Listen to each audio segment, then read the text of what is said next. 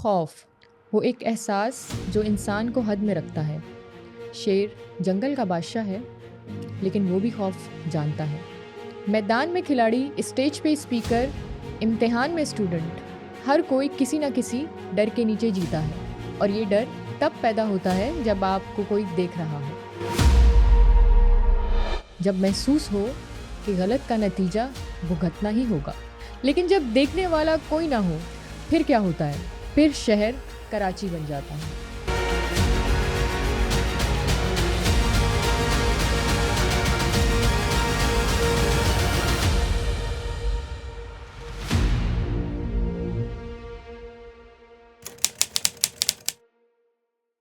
कराची में सालों तक एक ही चीज़ मिसिंग रही, खौफ।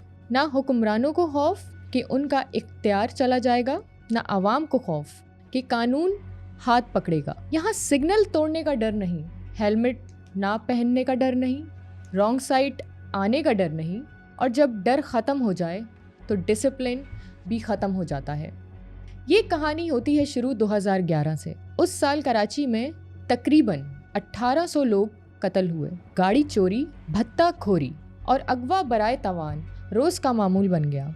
शहर जंग का माहौल पेश कर रहा था और उस वक्त एक सॉल्यूशन निकला, हर नाके पर कैमरास। प्लान बना, कराची भर में 10,000 कैमरास लगाए जाएं। नाम दिया गया safe city Karachi project. Budget approve हो गया, 1 अरब रुपए। मगर फिर कुछ भी नहीं हुआ। 2 साल गुजर गए। 2013 आया, मुल्क में हुकूमतें बदली, लेकिन सिंध में नहीं। जो पॉलिटिकल पावर बाकी सूबों में गिर चुकी थी, यहाँ अब भी जिंदा रही। 2015 में फिर बात उठी, RFP निकला, फीजिबिलिटी हुई। फिर एक चाइनीज़ कंपनी ने कंप्लेंट डाल दी, रूल्स बदले गए, फेवर में कॉन्ट्रैक्ट दिया गया। और फिर 2016 में DIG सरवर जमाली का धमाका। उन्होंने इस्लामाबाद में कहा 2200 कैमरास लगे, लेकिन आधे भी काम के नहीं, और जो काम के हैं वो नंबर प्लेट तक रीड नहीं कर सकते। सुप्रीम कोर्ट में बताया गया 820 में से सिर्फ 17 कैमरास काम कर रहे थे। सोचिए, 50 करोड़ खर्च और नतीजा ज़ीरो। दिसंबर 2016 में नैब आई और पूरी कहानी खुल गई। टेंडर मैनिपुलेट, रूल्स ब्रेक और प्रोजेक्ट फ्रीज। इस्लामाबाद और लाहौर सिक्योर हो रहे थे और कराची कोर्ट कमेटी और इंक्वायरी में फंसा रहा, और आवाम ज़्यादा फ़र्क ही नहीं पड़ा। हेलमेट के बगैर बाइक, सील्ड बेल्ट के बगैर ड्राइव, सिग्नल तोड़ने की आदत, और अगर पकड़े गए 50 रुपये देकर छुटकारा, क्योंकि कोई देखने वाला ही नहीं था।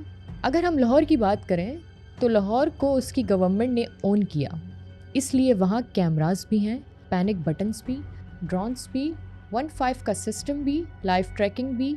और कराची अभी तक निज़ाम सिर्फ शुरू हुआ है। 2020 में प्रोजेक्ट NRTC को मिला, बजट फिर बदला, 1 अरब से सीधा 35 अरब।